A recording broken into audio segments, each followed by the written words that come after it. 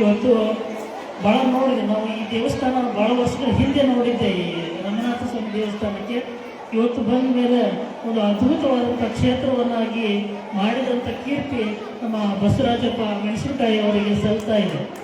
ಬಹುಶಃ ನನ್ನ ಕಣ್ಣಿಗೆ ಇದು ಮುಂದಿನ ದಿನಮಾನ ಹೇಗೆ ಕಾಣ್ತಿದೆ ಅಂತಂದರೆ, ಇದು ತಿರುಪತಿಯ ಸ್ವರೂಪದಲ್ಲಿ ಕನ್ನಡದ ತಿರುಪತಿಯಾಗಿ ಇವತ್ತು ಅಭಿವೃದ್ಧಿ ಹೊಂದುವ ನಿಟ್ಟಿನಲ್ಲಿ ಈ ಕ್ಷೇತ್ರ ಕಾಣ್ತಾ ಇದೆ ಅನ್ನುವಂಥದ್ದನ್ನು ತಿಳಿಸಿ, ಇಂತಹ ಒಂದು ಪರಿಶ್ರಮ ಭಾಳಷ್ಟು ಗಿಡಗಳನ್ನು ನಾವು ಭಾಳಷ್ಟು ಜನರಿಗೆ ಇವತ್ತು ಸಾಲು ಮರದ ತಿಮ್ಮಕ್ಕನಂತವ್ರು ನಾವೆಲ್ಲ ಹೇಳ್ತೇವೆ.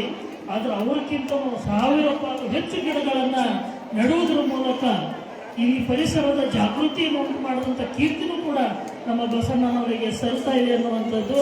ಅವರ ಮುಂಬರುವಂಥ ದಿನಮಾನಗಳಲ್ಲಿ ಸರ್ಕಾರಗಳು ಅವರ ಸೇವೆಯನ್ನು ಗುರುತಿಸಿ ರಾಷ್ಟ್ರ ಮಟ್ಟದ ಪ್ರಶಸ್ತಿಗಳನ್ನ ಕೂಡ ಮೆಣಸಿನಕಾಯಿ ಅಜ್ಜವರಿಗೆ ಕೊಡಲಿ ಅನ್ನುವಂಥ ಆಶಯವನ್ನು ವ್ಯಕ್ತಪಡಿಸ್ತಾ, ನಮ್ಮ ಜಿಲ್ಲಾ ಪರಿಷತ್ನ ಅಧ್ಯಕ್ಷರಾಗಿರುವಂಥ ಲಿಂಗಯ್ಯ ಹಿರೇಮಠರು ಸಾಹಿತ್ಯ ಪರಿಷತ್ನ ಎಲ್ಲ ಕಾರ್ಯಕ್ರಮಗಳ ಮೇಲುಸ್ತುವಾರಿಯನ್ನು ವಹಿಸಿ ಆ ಕಾರ್ಯಕ್ರಮದ ಯಶಸ್ವಿಗೆ ಅವರು ಕೂಡ ಕಾರಣೀಭೂತರಾಗಿದ್ದಾರೆ.